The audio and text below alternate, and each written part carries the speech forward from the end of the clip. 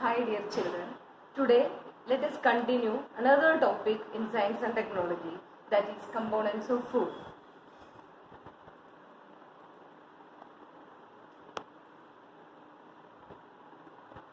And topics to be covered in this module is nutrients, test for nutrients, functions of nutrients, sources of nutrients, dietary fibers and water. Now let us understand the objectives of this chapter. That means why we are going to learn this chapter.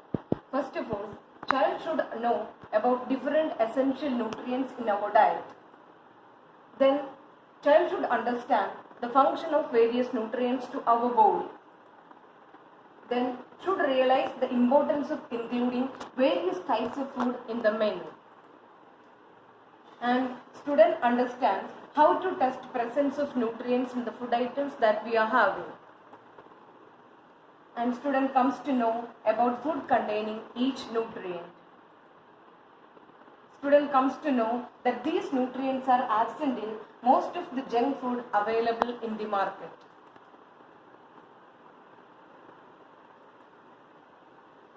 You all know that all living organisms need food to live, and food gives us energy to work and play. We eat different food items as breakfast, lunch and dinner. Why do we include varieties of food items in our diet? Here you can see a family's breakfast time. This is the menu for the day that you are going to see here today. First, a small boy is there. He tells that chicken daily. He likes chicken, but he does not like vegetables. The lady who is sitting near to him likes fruits only. Then the next gentleman who is sitting there, he is a pure vegetarian. The another lady, she likes rice and dal. And the last one don't like fat. So here you can see interest of different people. Some people like vegetables and some others like meat and some others like rice, dal, etc. That means people do not have same interest for food. They are having different likes and dislikes. So whose choice is right here? You can answer this question at the end of this chapter. You will be able to answer this question at the end of this chapter only. Okay, now let us see typical meals of different regions or states. I have taken 3 states here: Punjab, Andhra Pradesh and Kerala. In Punjab, the item of common grain there is makki, that is roti, makki roti. Then item of dal in Punjabi is rajma. It is also known as kidney beans. The vegetables which is common in Punjab is sarson saag, that is mustard leaf curry. And other food items are curd and ghee. Then you can see in Andhra Pradesh, rice is the common grain, and the item of dal is tur dal and rasam. Then kundru, that is also known as dondakai, and other food items are buttermilk, ghee and pickle. Then in Kerala, as you all know, the item of grain is rice, and the item of dal, they usually have green gram, and the meat they are usually having is chicken. Then vegetable spinach is a daily item we can tell. If you observe their dishes, then you can see spinach will be there always. And other food items are curd, papad and pickle. So, why do we need all these food items? Some are tasty, but some are not at all. Then why parents are including these all?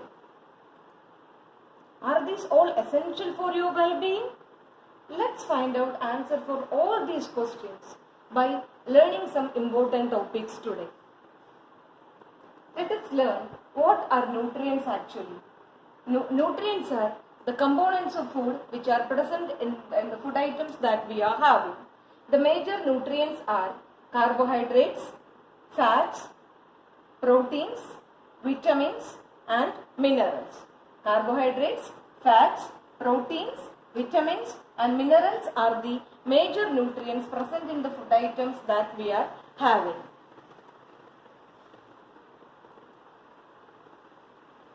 Now let us see, do all foods contain all these nutrients? We are having different varieties of food items. Whether all food items are having all nutrients in it or not, that we are going to find out. In order to find out whether the nutrients are present in a food item, we have different tests.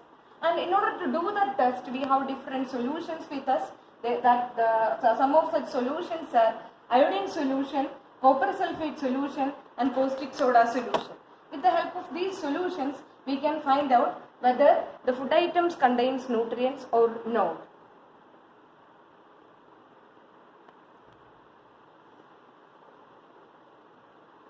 So you all know what carbohydrates are. Carbohydrates are present in our food items mainly in the form of starch and sugar. It is also present in the form of fiber. And we can easily test whether a food item contains starch or not. So let us learn the test for starch now. How can we test the presence of starch in a food item? So first of all, you have to take the food item, then add a few drops of iodine solution to it, and if the food item turns blue-black in color, then we can understand that it contains starch. You can understand it from this picture.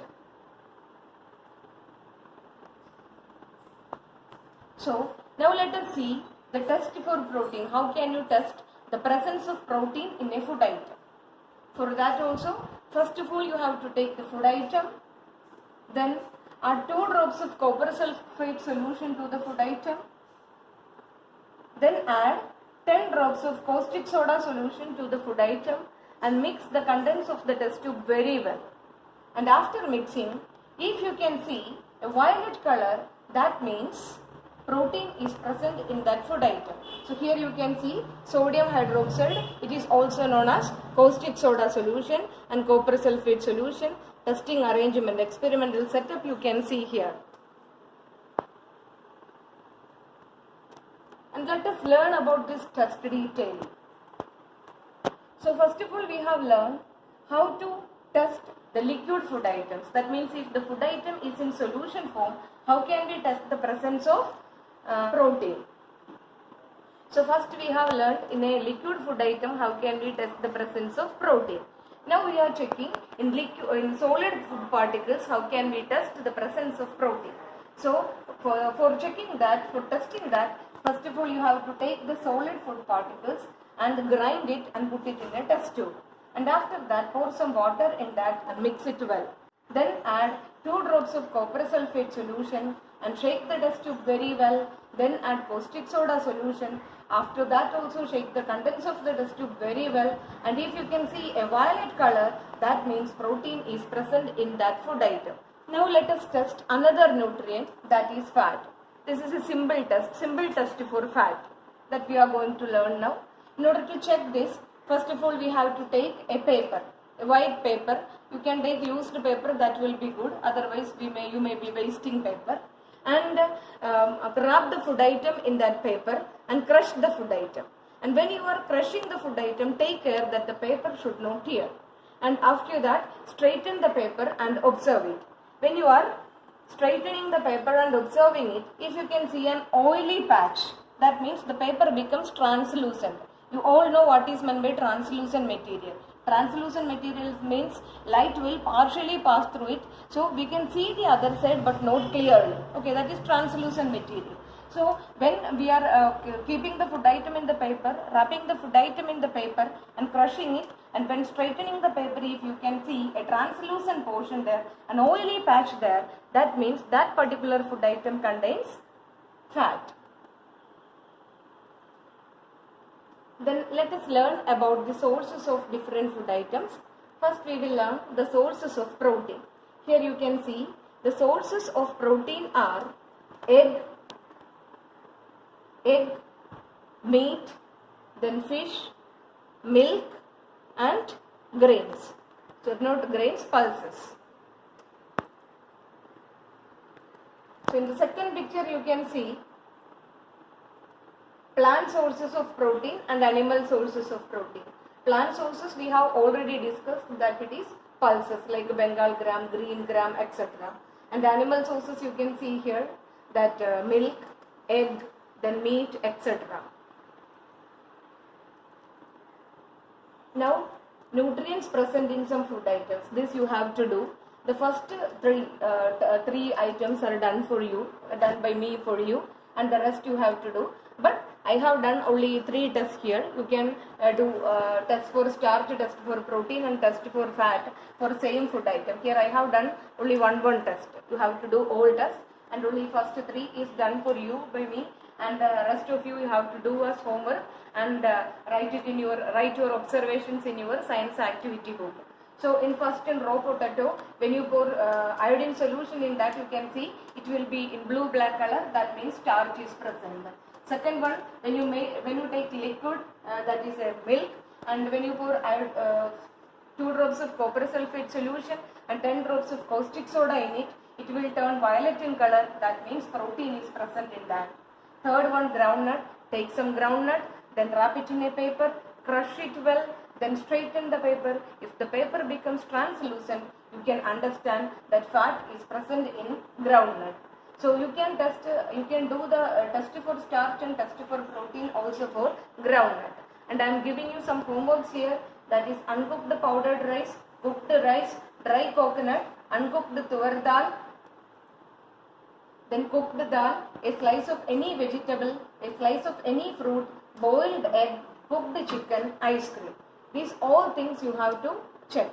But test for starch and protein you cannot go do at home. Only test for fat you can do now. When you come back to your school, with the help of your science teacher, you just go to your science lab and do the test for starch and protein and find out answers for all these questions. Now let us move on to the next slide. So what do various nutrients do for our body? We have told that there are different nutrients in the food items that we are having. Whether these nutrients are beneficial to us, that we are going to learn now. First, let us learn about energy-giving foods. Carbohydrates and fats, they are known as energy-giving foods. It's because both carbohydrate and fat gives us energy. And there is an interesting question for you children here. That is, which one gives us more energy? First, to 250 gram of rice, it is well arranged, well decorated, and 250 gram of butter. Suppose I am offering you 250 gram of rice and 250 gram of butter. Just look, it is too yummy. And which one do you like? Otherwise, which one do you prefer? You have to understand which one gives us more energy, whether it is rice or butter. So you can think about this question. That is, when same quantity of carbohydrate and fat is taken, fat gives more energy than carbohydrate. Is it clear? When same quantity of carbohydrate and fat is taken, fat gives more energy than carbohydrate. So we have to take only less quantity of fat food items. Now let us learn about proteins. Proteins are known as bodybuilding food. They are known as bodybuilding food because they help in the growth and maintenance of the body. That means these proteins are needed for growth and repair of the body. That's why proteins are known as bodybuilding food. And sources we have already learned. Still you can see from this picture. Next, vitamins and minerals. You can see different varieties of vitamins here. That is vitamin A, vitamin B1, B2, B3, continues like that. Vitamin C, D, E and K. Here also you can see calcium, then iron, iodine, potassium, magnesium, manganese, sodium, phosphorus. All these are minerals which are needed by our body.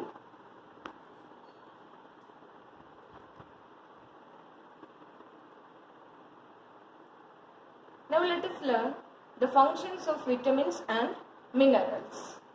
The functions of vitamins are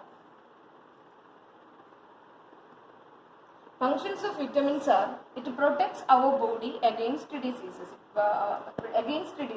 Our body should be protected. For that, vitamins will help us. Then vitamins keeps our eyes, bones, teeth and gum healthy. Then minerals, for proper growth of body and to maintain good health, minerals are needed in less quantity, not in large quantity. Now let us learn detailedly about each vitamins. First let us learn about vitamin A. The functions of vitamin A is it keeps our skin and eyes healthy. You can see the sources of vitamin A here, that is carrot, mango, then other fruit items. You can see, understand it from the picture, then badam, cashew nut, in all these things vitamin A is present. Second is vitamin B. Vitamin B, its function is help the body to convert food into energy. That means it catalyzes the body metabolism. Body metabolism means converting food into energy. For that process, vitamin B is necessary. Then for creating new blood cells also, vitamin B is necessary. Then maintain healthy skin cells. For that process also vitamin B is necessary. You can see the sources here, that is avocado, then banana, fish, then meat, etc.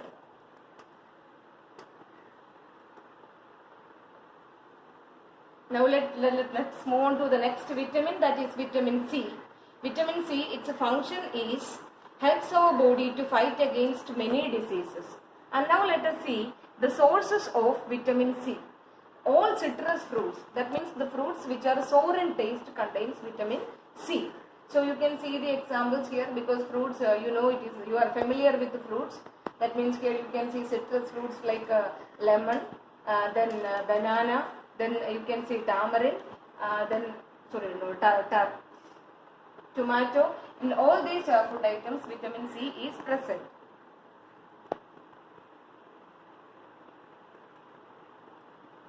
Next it is vitamin D. Vitamin D, it helps our body to use calcium for bones and teeth. You all know calcium is an important mineral for our body. If it is not there, then our bones and teeth won't be healthy. So, vitamin D helps our body to use calcium and bones, calcium for bones and teeth. Now let us see the sources of vitamin D. The main source of vitamin D is sunlight. You can see foreign people are coming to our country, our state, that means Kerala, and they are taking sun bath. Why they are taking sun bath? When they are exposing their body to the sunlight helps their body to produce vitamin D. So vitamin D is an important vitamin.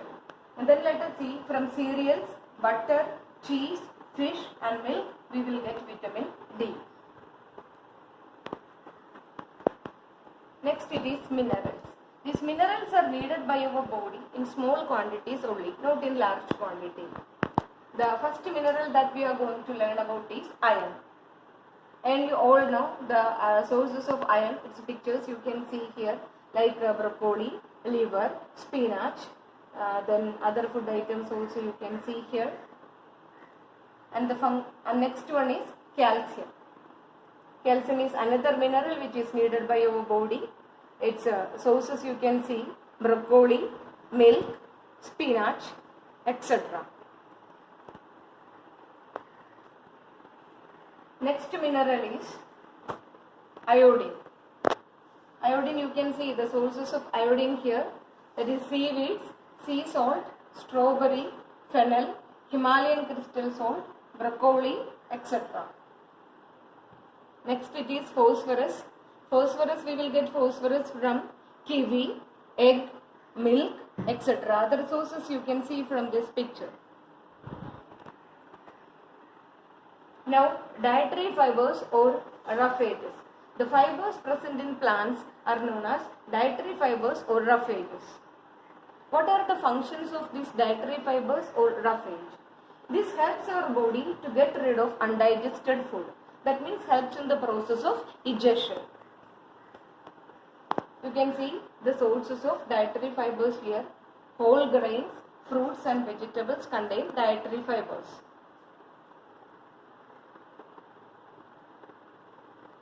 Next, another important component of our food, that is water.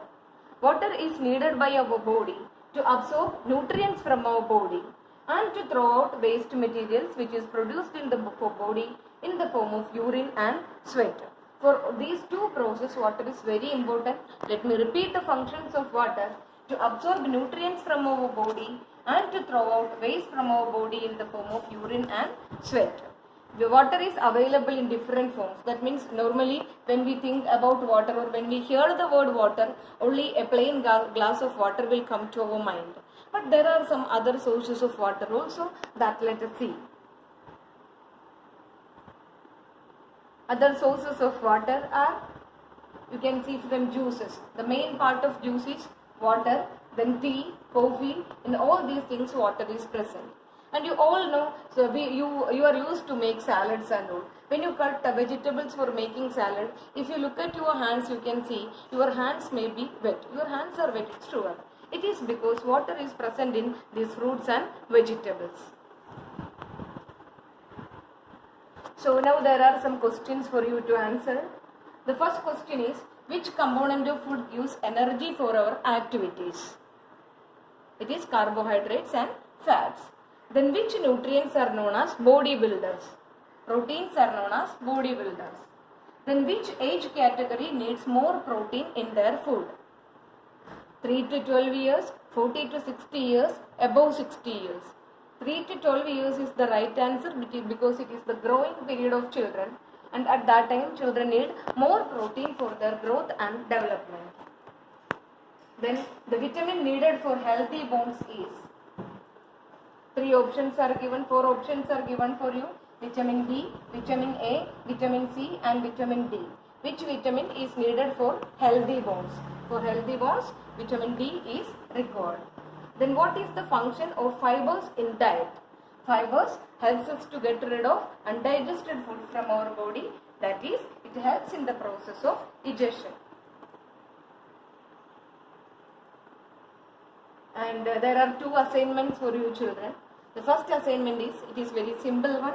Prepare the diet for a 10-year-old girl considering the needs of various components. So when you are preparing the diet, the chapter that you have learned, the topics that you have learned must be there in your mind. According to the importance, nutrients must be there in the diet that you are preparing for this 10-year-old girl child. Then prepare a list of locally available vegetables rich of minerals. This you can do. And last one, a food for thought. That is, here you can see your favorite food items picture. And the question is, the picture shown is an example of junk food. You all know that it is junk food. Does this contain any nutrient? Let me leave this question to you. You just think on this topic or think on this question and find out whether the junk foods that you are having contains any nutrients or not. If it does not contain any nutrient, then what to do? That you all know. There is no need for me to tell that. Thank you, children.